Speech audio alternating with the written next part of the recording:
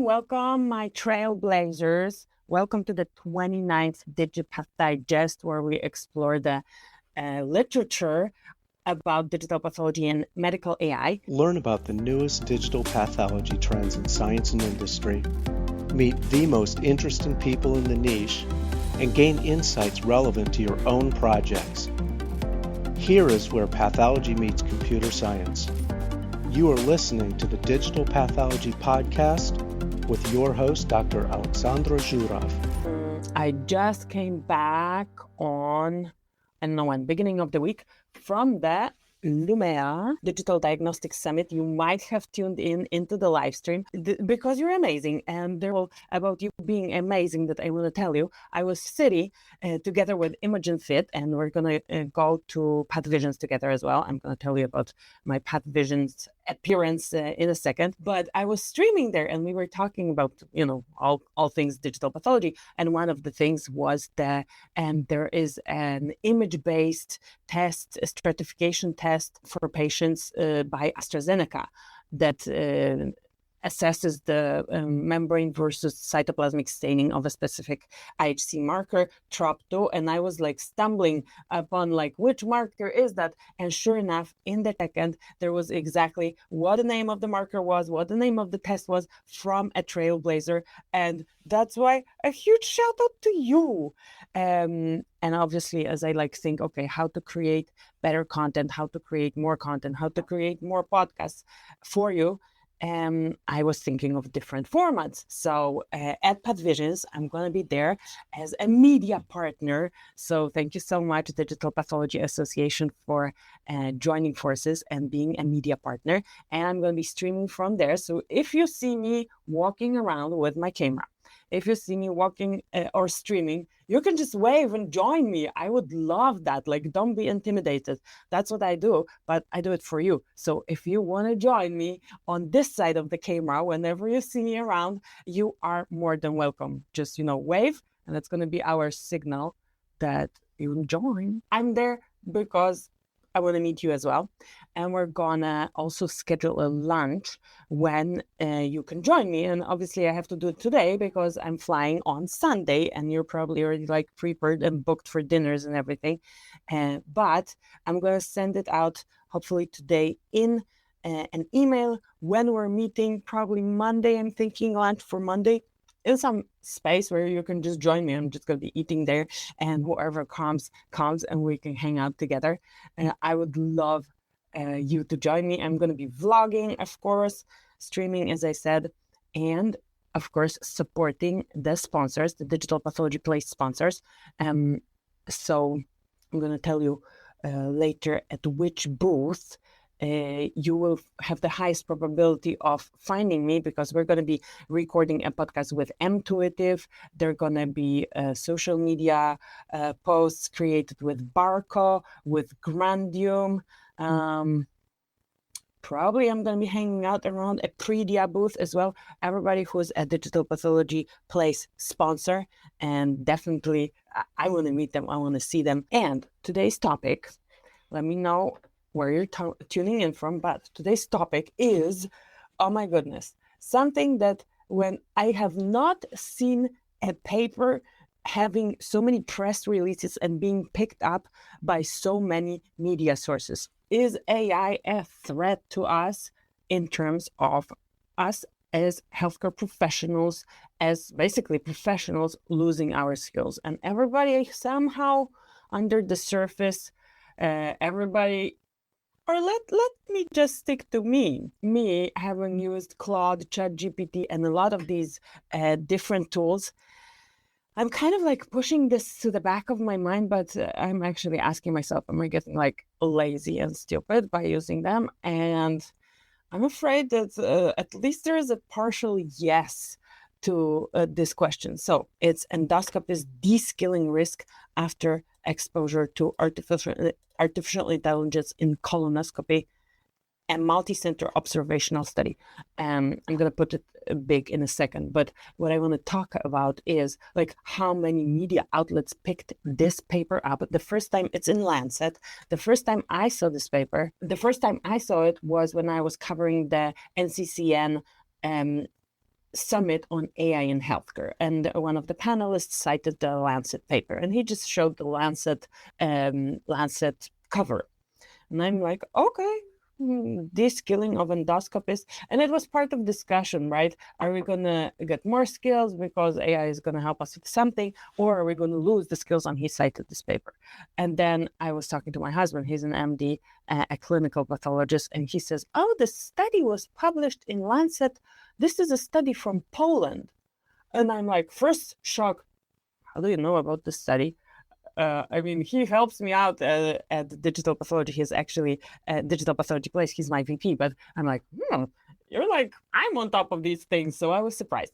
Anyway, that's the first thing. And second, Poland. And I'm like, Polish paper? And I didn't cover it in DigiPath Digest. So today we're going to be covering it. Actually, two papers. It's not the abstract today paper. The other one, it has the coolest title. I wonder if my years of training and expertise will be devoted by machines. I'm like, yeah, I'm wondering as well. Probably it will. And I'm going to give you obviously my perspective on this.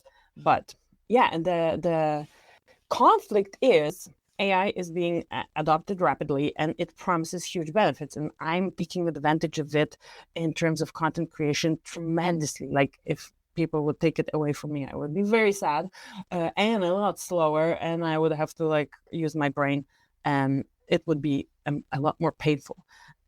So in this today we're going to be looking at two key perspectives. One is the Deskilling, and the other one is the concern of healthcare workers. This one is about the concern. It's from Open Nursing, and they applied psychological study methods to investigating, okay, how do healthcare workers feel about AI? So let's start with the first one. What's happening here?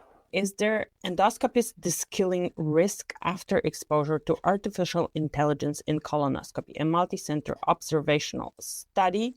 And this study is from Poland. It is not known if continuous exposure to AI changes endoscopists' behavior when conducting colonoscopy. So they assess how endoscopists who regularly used AI performed colonoscopy when AI was not in use. And I like the study. Let me show you the methods. I like the study design very much because what they did is, but I'm excited, 4 endoscopy centers in Poland, and one is in Gorzów Wielkopolski. And Gorzów Wielkopolski is, anyway, it's very close to where I live. I go shopping there. I used to go to English learning school there and to musical school there. So Gorzów is close to my heart. My sister went to high school there. So they conducted a retrospective observational study, and this was part of a bigger trial, Accept Artificial Intelligence in Colonoscopy for Cancer Prevention trial. And these centers introduced AI for polyp detection at the end of 2021. So this was a retrospective study, after which colonoscopies had been randomly assigned to be conducted with or colonoscopies with or without AI assistance according to the date of examination, right? And they evaluated the quality of colonoscopy by comparing two different phases. And this is what I like a lot. I'll change the color here, because they took the data from 3 months before and 3 months after AI implementation. So we have a long period, 3 months before they didn't know how to use it. And this was like the without AI.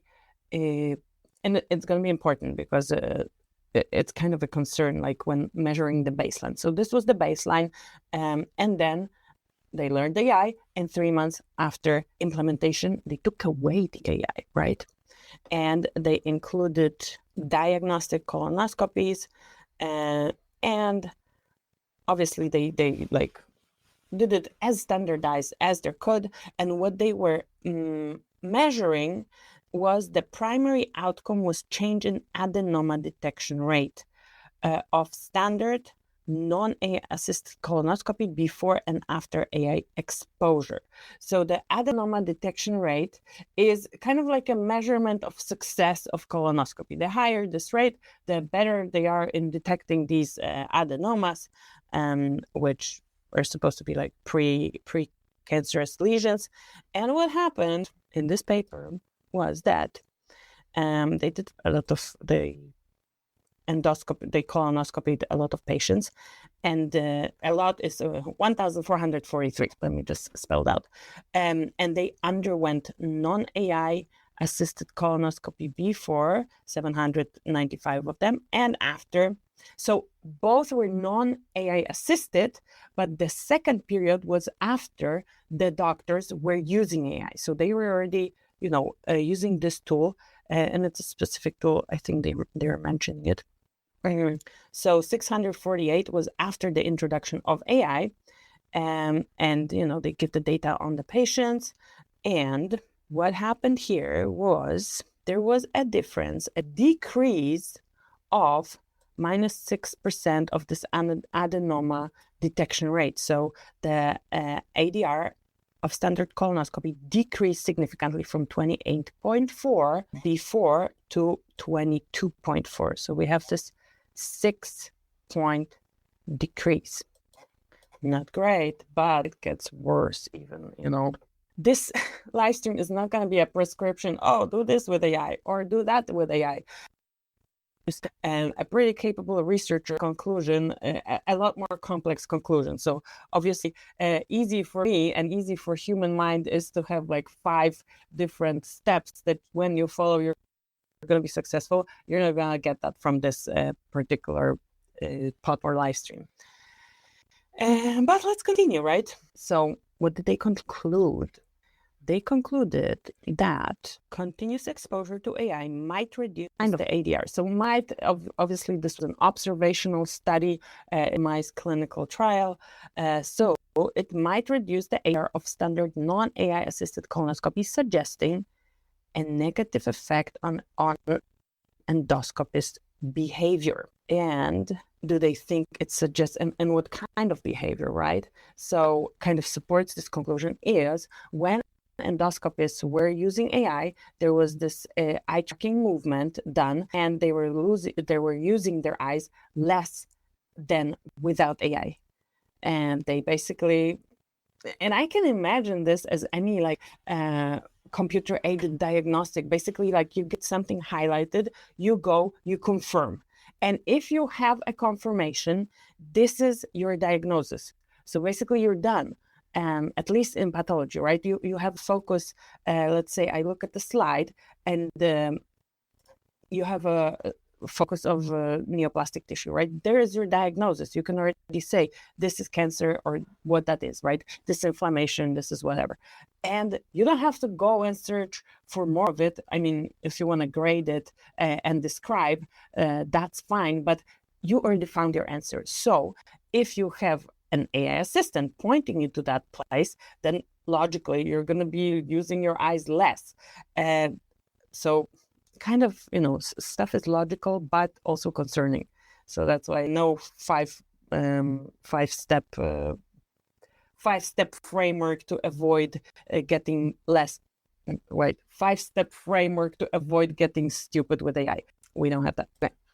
But moving on. So this might suggest a negative effect on endoscopist behavior. And like, if you Google this Deskilling, like go now and Google this, you're going to find like so many media outlets in the medical space picked this paper up. And I'm so proud it was in Poland.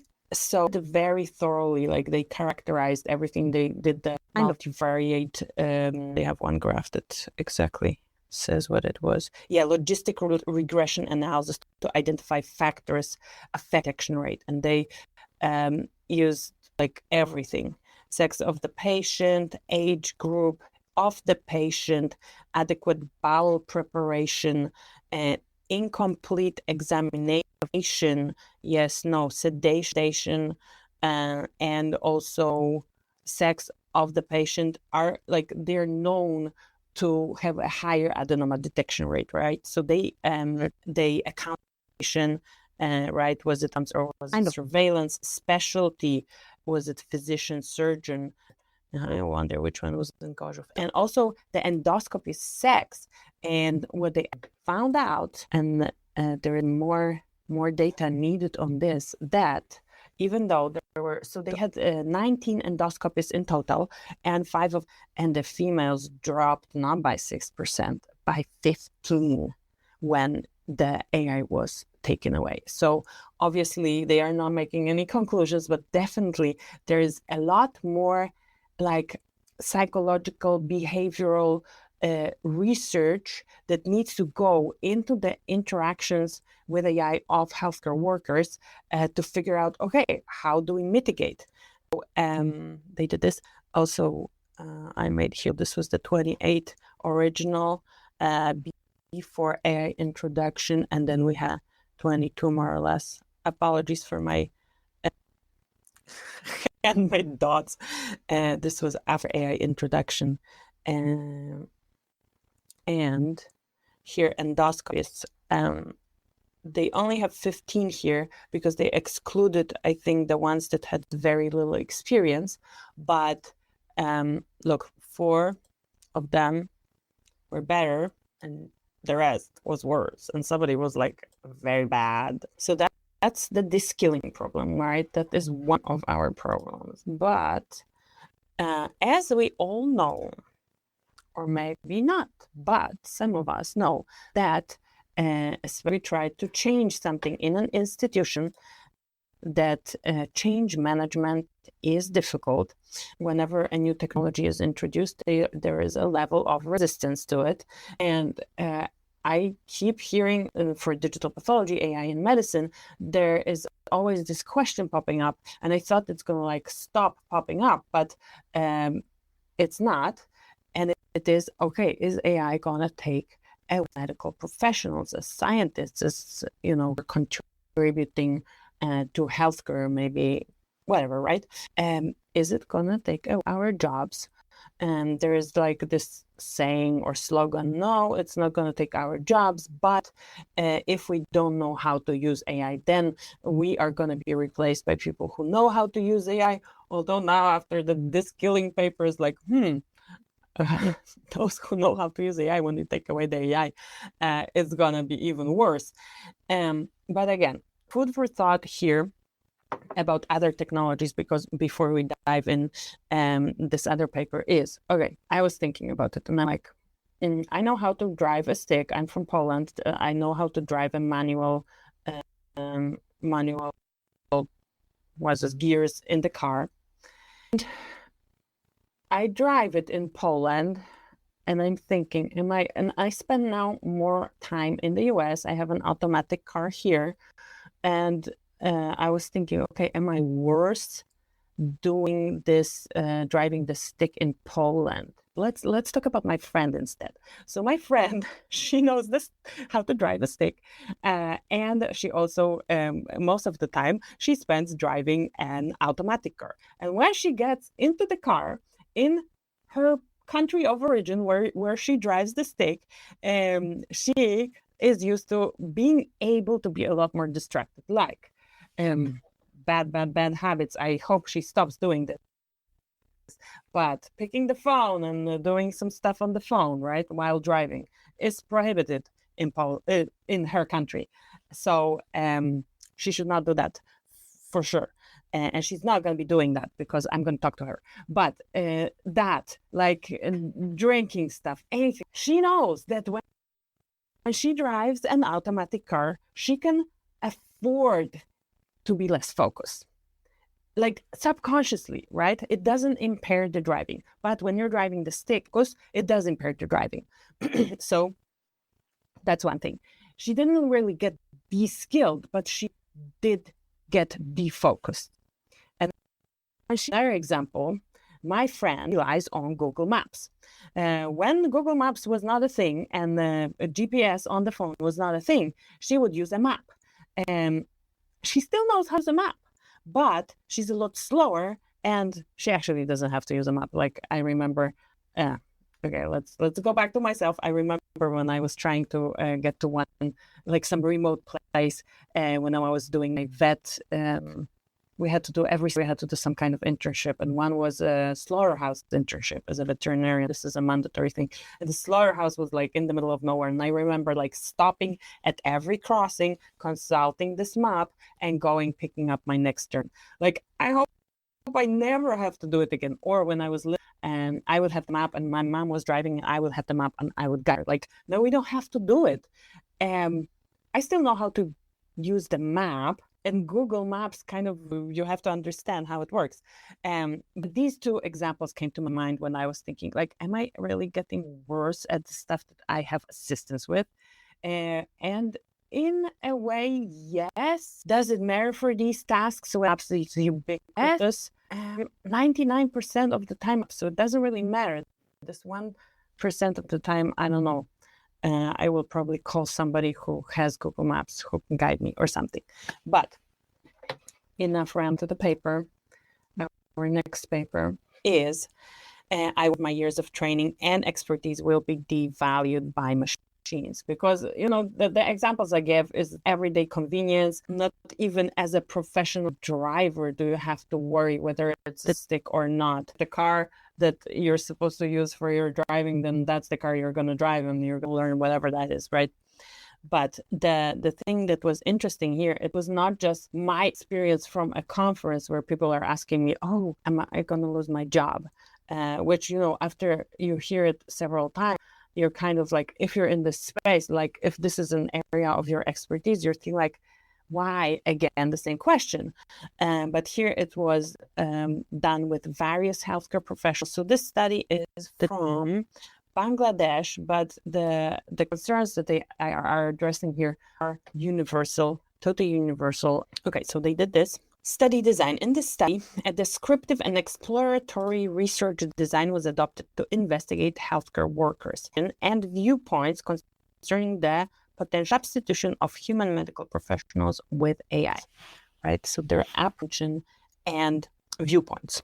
But what I wanted to highlight is that they were drawing upon that acceptance model, technology theory, and socio-technical systems theory. So these are like sociology and psychology theories when it comes to introducing new tech. So they're apparently like investigated ways that people react to this. It's not specific to digital pathology. It's not specific to medical AI. It's any piece of technology that comes into our life. There are like certain psychological mechanisms that are being that are in play, right? So they investigated these mechanisms. And what were the demographics of the people that were investigated? So very cool tables, semi-structured interviews. Who was these people? Who were they? So this is a nursing journal. So I expect there's going to be a lot of nurses. So nurses, hospital administrator, physician, medical technician, nurse, physician, technician, nurse, physician. Who else? Radiologist, some radiologists, pharmacist. Interesting. A couple of pharmacists, physician, pharmacist, medical technician. Okay, so this group, and obviously gender, highest education, years of working. So they also like had a very diverse group that they investigated, and they had structured interview focus group discussion outlines. They had like 7 different things that they were addressing. So number 1, how would you describe your current role in the healthcare industry? And can you share any experience or instances where you've encountered AI in your work? And then what are your primary concerns and apprehensions, right? So they were asking about like the negative stuff. Okay, so apprehensions regarding the potential replacement of medical professionals by AI. How do these concerns relate to your daily work? In your opinion, what are the key ethical and societal considerations that need to be addressed when integrating AI into healthcare? And how do these considerations influence your concerns? Can you provide examples of ways in which discussions about AI have influenced the dynamic and relationships among healthcare workers, patients, and within your healthcare institution? How do you envision the future of healthcare with increasing presence of AI? What measures or strategies do you think should be in place to ensure a smooth integration? See, they don't even ask like, oh, do you want to like get rid of it? No, smooth integration addresses healthcare workers' concern. And what recommendation or insights can you offer to policymakers, healthcare organizations, and professionals? And here were the concerns, right? Ethical and moral dilemmas. Nothing new. We are all like, is it good? Is it bad? How is it going to affect? Yeah, so job security and economic concerns, very important. This had already effects in region where with AI assistance, it's kind of like in the model of American healthcare where you have like fee for service, the more service, the more the fees. I think in radiology became services, and that's a whole can of worms. Workforce role and definition, trust and acceptance of AI, healthcare population, patient provider, relationship, quality of patient care, right? So this one is important because, okay, can you trust it? Is who's reliable? That's a big one here. Like a lot of, so this is like a combination of these two, ethical and moral dilemmas. Then, okay, what is our role then if like this AI system that does stuff for us, are we then supposed to be like very tech savvy? Like how does the healthcare worker profile change? Is using AI and find a very performing in some specific task, but not so intelligent globally. I like this perspective a lot. And so simply it means we will work quite to very differently. But at the end of the day, we will be the guys signing in the diagnosis. So yeah, that's for pathologists. So yeah, that is an important point because all these tools are supposed to help us, right? And the Deskilling experiment also, like, they didn't say, oh, we're now like going to take away this AI. And that's like kind of a theme as well. The doctor with AI is doing better than the doctor without AI. Before learning AI, we just learned that the doctor without AI, when they were already working with AI, that's even worse than at the beginning. So just keep having them with this AI, right? Like me with Google Maps, or my friend with the car, the stick versus automatic. So it's going to be a partnership. There's still, so the liability questions, right? Sometimes it's very complex, but the person signing out is going to be still the main person responsible. But if you're using a tool that you are not involved in developing and like it fails, there's going to be a gray zone. Yeah, and the comments I get from Thomas is that there's a lot more intelligent, smart, critical review and decision making. That's going to be our work. I know it's like heavy topic for Friday morning or afternoon, but yeah, concerns the policymakers. What will the policymakers do? Because that's ultimately their role. So the NCCN Guidelines Summit on AI in healthcare was supposed to basically address that. They were different stakeholders, including patients, including everybody involved in cancer care, and they were discussing, like, they were having questions, they were discussing, and then NCCN policy experts are gonna issue a report based on this, and then the regulators, the institutions, the organizations are gonna take it and think, okay, how can we guide the healthcare professional the smartest? And we actually will have more expertise with AI. I think so too. Like, we're gonna be better with the tool. Like, obviously I like these tools, right? And I use them as much as I can. But also in the back of my head, there's this question, okay, I don't want to be stupid. So what do I need to do in another area of my life to keep my brain active and thinking critically. So when I use these tools, I do engage with them. I very much critically read everything that the chat GPT, Claude, or I puts out, because it produces nonsense. If you've seen me do one of the book live streams, oh my goodness, what nonsense it produces. And then you ask it, oh, did you invent this? Oh yes, I'm sorry, I fabricated this part of the book. And I'm like, yeah, I know, because I have enough expertise to know that it's fabricated. But basically, like, the critical engagement and with the tools, but not all the tools are text-based. Not all the tools are explainable like that. I mean, explainable. I don't know how this text was generated. I mean, kind of know, with like a transformer architecture, but I can verify it because I can read and I can understand. If it doesn't make sense, then I'm not going to put it in my article, right? This is like easy cognitive check that I can do.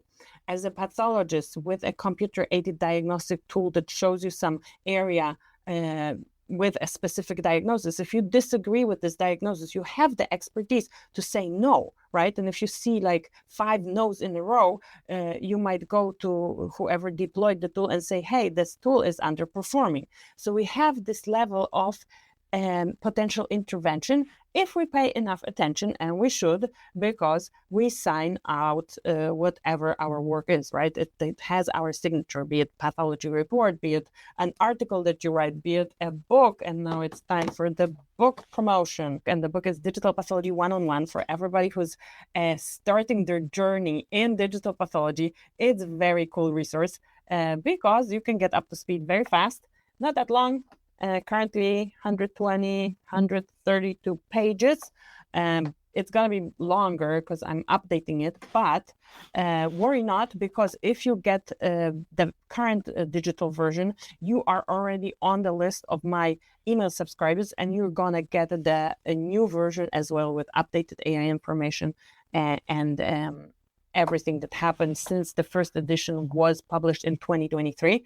And I am committing to publishing it before the end of 2025. It was supposed to be this month. I'm actually this month, so that you can get the new version, but get the old version anyway, because then you don't have to like sign up for anything else, and you're already on my list.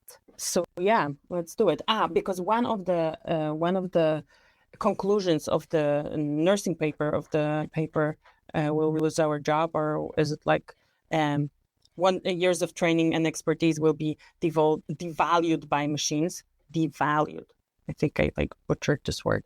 One of the like recommendations and requests by the healthcare professionals was training. Training was the main thing that they were requesting, that these tools, these AI, whatever it's going to be, software assistants for robotics or whatever, they are tools that allow us to be more critical. Like, a tool is not going to get offended when you like double check it and like critically, like when I work with these with ChatGPT, right?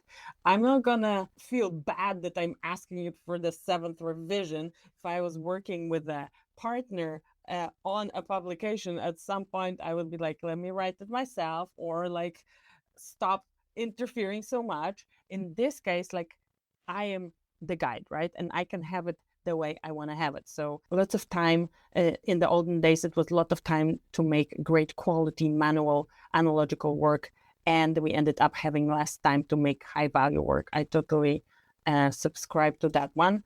And also, if you have something, like for me, I think it's invaluable because I want to put out a lot of stuff for you. You all, like, this is my mission to help you understand digital pathology and medical AI so that you can do your job better, so you can feel more confident, so you can be in the know. And like, after reading this 100-something page book, you can go to your meeting and contribute, right?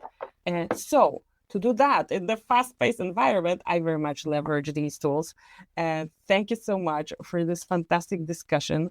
If somebody, I need to show you where I'm going to be at PathVision. So where they're going to be. Okay, so Barco booth 314. You're going to find me there for sure, because we're going to be creating some social media content. And if you see any content from the Barco booth, give it a like, give it a comment, say hi, whatever. Just let the algorithm take it further. Then, who else is there? Booth 400, Aprilia. They are digital pathology sponsors, so I'm going to be visiting them for sure. Grandium, my friends. Today, the Grandium, the video about the new Grandium scanner is coming out. So if you're going to PathVisions, and you can then watch the video if you're on my list, because you're going to get it today, and then go and check this super cute scanner. I already have it packed in the box, but I'm going to show it to you in this video. It scans 4 slides. I don't even remember. 4 or 5. I think it's 4 or 5. Okay, good. So there's going to be an unboxing video with the scanner, right? Then who else is my friend here? Oh, shout out to Lumea, because we just came back from their summit and it was a really good event. So if you are looking for something where you can connect with decision makers, like in a pretty intimate setting, that would be the summit, the conference to go to. Very intimate, like there was around 100, I don't know if even 150 people, and we had these excursions. I don't know if you've seen my ATV video from last year, and this year we were riding horses, so you connect with pretty high level digital pathology and medical AI achievers. So if you want to learn more about this, booth 208. And Intuitive, we're gonna be recording a podcast together, and this is booth 46. And Rush, booth 401, so next to Aprilia. My 2 sponsors are together, so I don't have to walk a lot. TechSite, we recorded a podcast recently in March at US Cup, but they are my sponsors, so I'm going to be visiting them as well. So yeah, 400 on the 400, 412, 401, 400 something else. Anyway, that's where I'm going to be. And if you see me walking with the camera, just say hi. Like, you can tap me on the shoulder and say, hey, I'm a trailblazer, and then I will know who you are, and you know who I am. You are amazing. You make me want to keep doing this. And also, if this code is not working, you can always go to digitalpathologyplace.com, and there's a button to get the book. If not for you, if you already have it, or if you're like an advanced digital pathology trailblazer, just send it to someone. They will appreciate someone who, is just starting their journey or have expertise in a specific area, but want to learn about more areas. And if you are interested in learning more about AI, we have a code, Pathology AI Makeover. It's a new course that I created. It's already updated, so some of the information from the course is going to be in this book. This one is paid. And also, you can just check everything we have in the digital pathology store that is recently launched. And obviously in the store, you can get the earrings. Earrings are not going to come before PathVisions, but definitely before your next conference. So this is my favorite, because this is the multinucleated giant cell. I don't know. I just love this cell. So beautiful. So ineffective, because too much. Multinucleated giant cells are the macrophages that come together to eat something that's doing them, and it's overwhelming. So they're not too effective, and they just sit there. But I somehow like how they look. And we also have cartilage, and we also have this pattern, which is alpha blue stain of colonic. So probably that's going to be mostly female trailblazers, but if you want give it as a gift. Fantastic as well. What I asked the DPA, did it last minute. I asked if I can bring them to PathVisions and basically have a part of the revenue from this be a donation to DPA. Let's see. Maybe they're going to be there. If you're there, I hope to see you there as well. Actually, when I was preparing for this live stream, I used Notebook LM to summarize these papers and compare and contrast them. And it was so good that I thought, like, what's the point of me doing this live stream even? But then I decided the human connection is important and let's do it together. But for your information, I'm just going to include it right here. So have a listen to what the AI hosts said about these papers and let me know what you think. Welcome to the Deep Dive. Today we're tackling something really central to, well, the future of medicine. Artificial intelligence. Not the sci-fi stuff, but the tools doctors are actually using right now. Yeah, and it's proving to be complex. Absolutely. So our mission today is to bring together two key sources for you. We've got a hard scientific study looking at skill changes in doctors using AI. Specifically, endoscopists doing colonoscopies. Right. And then we have a qualitative study digging into the real-world worries of healthcare workers about all this AI integration. And we're trying to square the circle, really. How does the hard data on, say, skill loss fit with the very real anxiety people are feeling? It's this double-edged sword idea, isn't it? AI boosts efficiency, helps find things. Which is great, potentially life-saving. But, and this is the hook, yeah. There's this study suggesting that using AI all the time might actually negatively affect how well doctors perform when the AI isn't turned on. Yeah, a measurable drop in performance. That's where we need to start. Okay, segment 1, the hard data on deskilling. This comes from a study looking back at procedures in Poland, part of a bigger trial called ACCPT. 4 different centers involved. They were specifically looking at colonoscopy performance, before and after doctors started using an AI tool to help spot polyps. So how do you even measure performance in a colonoscopy? Well, the gold standard, the thing everyone uses, is the adenoma detection rate, or ADR. ADR, got it. It's basically the percentage of procedures where the doctor finds at least one adenoma. Those are the precancerous polyps you want to catch. So a higher ADR means the doctor is better at finding these potentially dangerous growths. Right. Better cancer prevention. Exactly. It's probably the single most critical measure we have for colonoscopy quality. Okay, so AI comes in to help find more polyps. You'd expect the ADR to go up when the AI is on, but this study looked elsewhere, didn't it? That's the crucial part. They looked at standard colonoscopies without the AI assistant performed by doctors after they'd gotten used to having the AI around in their daily work. And what happened to their performance then, when the safety net was gone, so to speak? Well, it went down significantly. The ADR for these standard non-AI procedures dropped from 28.4% before they started using AI routinely, Okay. down to 22.4% after they'd been exposed to it. Wow. That's an absolute drop of 6.0%, 6 percentage points fewer procedures finding these critical polyps. Precisely. That's not just noise. That's a worrying decline in the unassisted standard of care. And the researchers are calling this, what, deskilling? Destilling, yeah. Or you could call it increased human over-reliance on the automation. Basically leaning too much on the tech.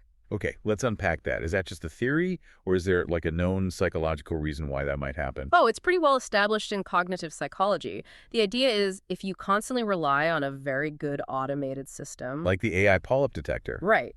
Your own cognitive skills for that task can start to decay. You essentially outsource the effort, the vigilance. Your brain gets a bit lazy because the machine's doing the hard work. Kind of. And they even found some supporting evidence.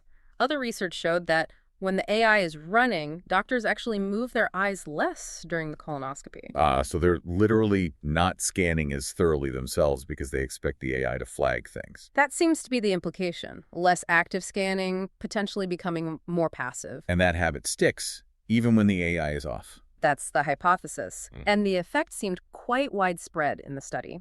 Out of 19 endoscopists, 15 actually had a lower ADR after the AI exposure. 15 out of 19. Okay, so it's not just 1 or 2 people. No, it looks systemic. Now, there was a finding in the subgroup analysis that really jumped out at me. It was about differences between practitioners. Yes, that was. quite stark. When they looked at gender, the data suggested the negative effect was, well, much more pronounced among the female endoscopists. How much more pronounced? Their ADR saw an absolute drop of negative 15.1%. 15% compared to? Compared to male endoscopists who saw a drop of negative 2.9%. Good grief. That's a massive difference. Did they explain why that might be? Not really, no. They highlighted it as something that urgently needs more research. Is it about training? Is it about how individuals interact with the tech psychologically? We just don't know yet. A serious open question then. Definitely. But it shows the impact isn't the same for everyone. And there was another, almost counterintuitive finding related to how skilled the doctors were to begin with. Right. They found that the centers that started with the highest ADRs... So the best performing centers. Exactly. Those top performers actually showed the biggest drop in ADR after AI exposure, the most pronounced deskilling effect. Wait, so the better you were to start with, the more your unassisted skill level potentially dropped. That's what this data suggests. It's deeply counterintuitive, isn't it? You'd think the best would be more resilient. That is, yeah, deeply troubling. Your top experts might be the most vulnerable to this deskilling phenomenon. It really changes how you have to think about rolling out these AI tools. It's not just about boosting the average. It's about potentially degrading the peak performance. Okay, let's dig into the implications then. This 6.0% drop in performance when the AI is off. What does that tell us about all those studies we hear about saying AI dramatically improves things? Well, it forces us to look back at those previous studies, especially the randomized controlled trials or RCTs, with a more critical eye. The ones comparing AI-assisted procedures versus standard procedures. Exactly. Those trials often showed, quite rightly, that the AI group had a higher ADR, a win for AI. But this new study suggests that maybe the control group in those trials, the standard non-AI group, wasn't performing at the original baseline anymore. Because their skills had already started to slip due to general AI use in the background? Potentially, yes. If doctors in general clinical practice were already experiencing this deskilling effect, dropping from, say, 28.4% ADR down towards 22.4%. Then the standard care group in the trial was actually starting from a lower point. Right, so the gap between the AI group and the control group might look bigger than it would have if the control group was still performing at the original higher baseline. Ah, I see. So the AI's benefit might be partly real, but partly because the comparison point, the standard of care had quietly gotten worse. That's the concern this raises. The AI looks better partly because the unassisted human baseline has eroded. The standard slipped quietly. We should add the caveats, though, right? This was one study. Absolutely. It's observational, so you can't definitively prove cause and effect like in an RCT. And it used one specific AI system, EndoAidCade. So it might not apply to all AI systems. The authors argue the underlying mechanism, the human tendency to over-rely on automation is pretty general, so they believe the findings likely are broadly relevant, but yeah, more research is needed across different systems. Okay, that makes sense. And it leads us perfectly into the other side of this coin. We've got the numbers, the ADR drop, the deskilling risk. Now, what about the people? The doctors, the nurses?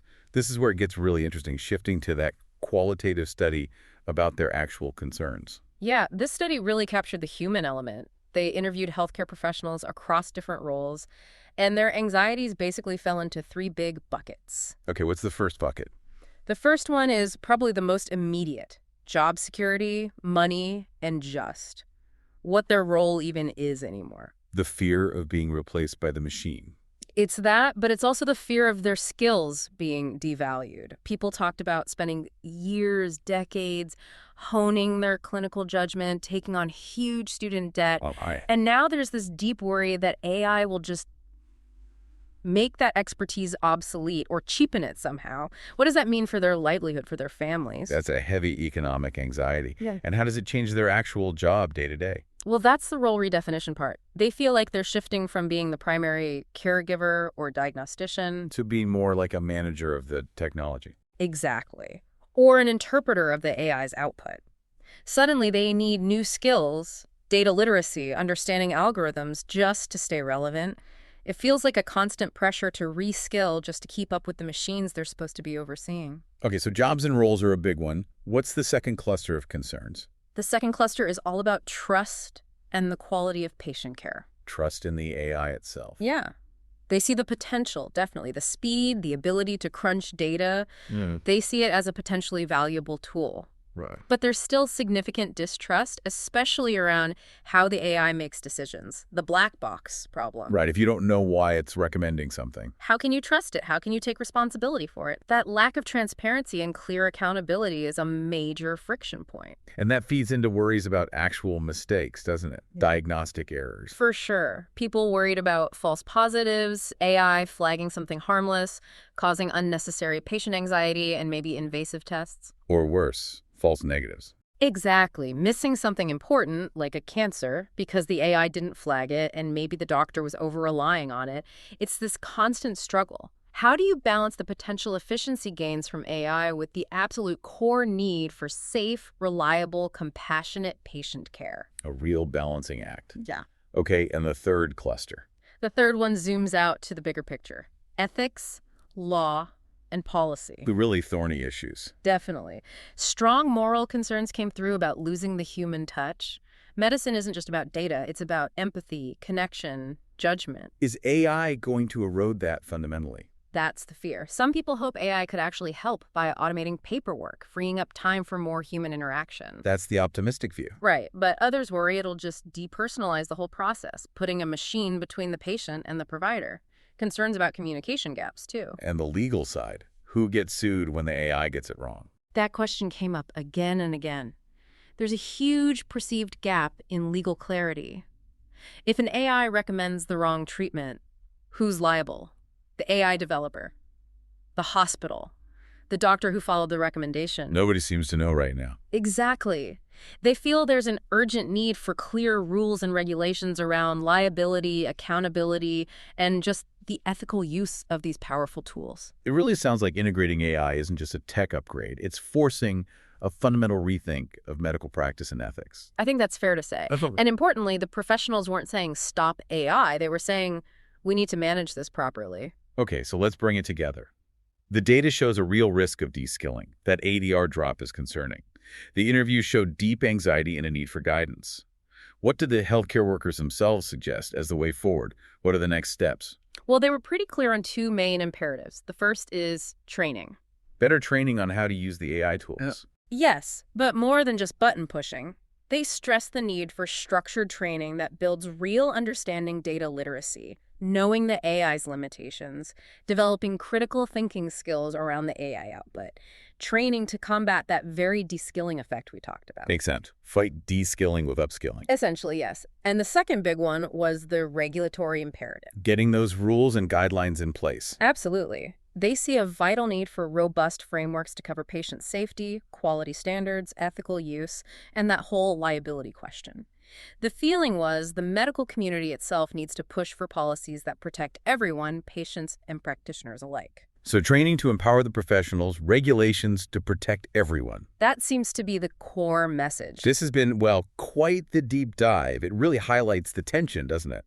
AI offers these undeniable benefits, efficiency, detection. Huge potential upsides. But that measurable skill decline, that 6.0% ADR drop, especially hitting the top performers hardest, coupled with all this professional anxiety. It hammers home that integrating AI is so much more than just plugging in a machine. It's about redefining the human role and protecting human expertise. Couldn't agree more. So here's something for you, our listener, to think about. We heard that the study found centers with the highest initial quality, the best ADRs, saw the biggest drop in performance after AI came along. The most skilled seemed most susceptible to deskilling. If that's true, what kinds of things, maybe specific training techniques, cognitive exercises, psychological supports, should policymakers be thinking about right now to help these top experts keep their edge, even when they're using AI every day? How do we protect that peak human performance? Something to mull over. Thanks for diving deep with us. Thank you so much for joining me. Stace, you are a true digital pathology trailblazer. Thanks so much, guys. You are amazing. Talk to you in the next episode.